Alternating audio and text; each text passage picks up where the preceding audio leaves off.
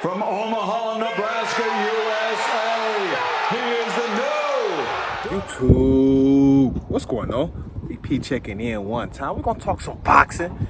You know, I got to give my reaction to the fights last night. Some big fights. Yes, and I gave my breakdown, my prediction. You know, some of the main fights on the card. You know, Terence Crawford versus Israil Madrimov. Pitbull Cruz versus Jose Valenzuela. Rayo. Yeah, did my breakdown, prediction. Had Andy Ruiz versus Israil Miller as well on that card, big baby. Had the other big baby, the real big baby. He called himself Jared Anderson versus Bakole. Oh, that was a rock'em sock'em as well. So, definitely want to give my reaction to the fight. You know, back with the Real Bleacher Report. But, yeah, I start with lightweight. Had Pitbull Cruz versus Jose Valenzuela, Rayo, and Pitbull, he came out straight off the leash. You know, first 3 rounds, he was giving Rayo some problems, but once Rayo got the distance right and got his footwork down, Pitbull couldn't do anything, and Pitbull started getting frustrated. Pitbull swinging wild. Yes, Jose Valenzuela, he was pivoting out. He would counter Pitbull, hit him with some hooks, you know, some nice uppercuts, some jabs. He was mixing his combinations up, and he would pivot out. And Pitbull couldn't do anything with it. Yes, Pitbull just coming straight forward. You know, Pitbull didn't really have what I would call a plan. He was just coming forward, more so Pitbull and just swinging. Rayo, Jose Valenzuela, he had a plan. He was countering Pitbull, being patient, and he would pivot out. Soon as, you know, Pitbull would try to come up with his punches and really go on attack mode, Rayo would pivot out every time. And Pitbull would be left with nothing and have to restart. Rayo won this fight with his footwork. Yes, he fought this fight on the back foot, as did Gervonta Tank Davis. But Rayo, he showed, I say, even slightly better footwork than Tank Davis did against Pitbull, because he, time and time again, he would pivot out, and Pitbull be left with nothing. Yes, great fight for Rayo. And I thought Pitbull, you know, was going to eventually catch him, you know, but he didn't. He didn't. And Rayo, good win for him. So, great win. You go to 14-2 now. You know, go to 14-2 now. Only lost to Chris Colbert and De Los Santos, you know, for Rayo. Good win. And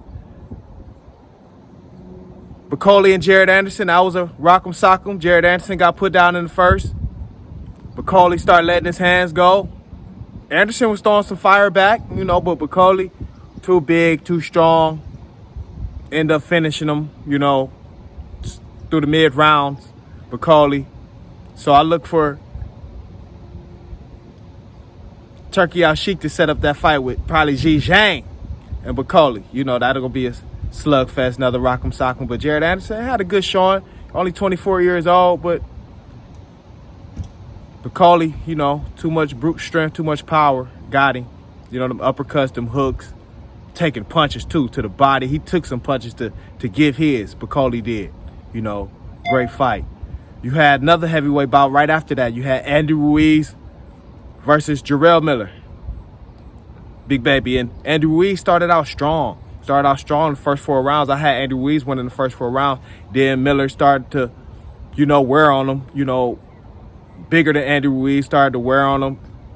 Baby Miller won the next 3-4 rounds, I'd say. Then, you know, they're kind of going back and forth after that. I wasn't mad with a draw, you know, because Andy Ruiz won the first 4 rounds. I guess you could say, you know, Israil Miller won the next 3 or 4 rounds. You know, then they kind of start going back and forth. Andy Ruiz really started to slow down after that 4th round. I can honestly say that. Even though Baby Miller wasn't throwing much either, Andy Ruiz really started to slow down. And that's why Baby Miller actually started to win some rounds, because Andy Ruiz just completely couldn't even throw any punches. He started getting tired as even Miller started to lean on him, you know, started to wear on him.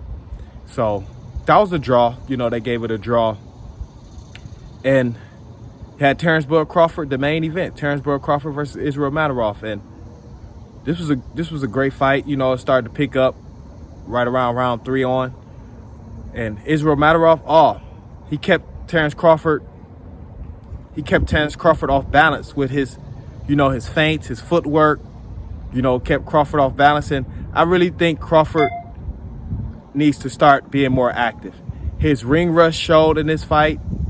It's not an excuse. He just needs to be more active, because I think guys like this, he typically wouldn't have as much as a problem as he did with Israil Madrimov if he was fighting in the ring a lot more active, you know. But he started to pick it up. But Israil Madrimov, he gave Crawford all he could handle, you know, landing that right hand.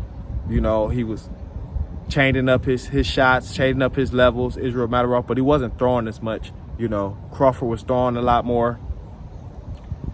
And Crawford, I say he outboxed him, but he didn't. He outboxed him, got shit.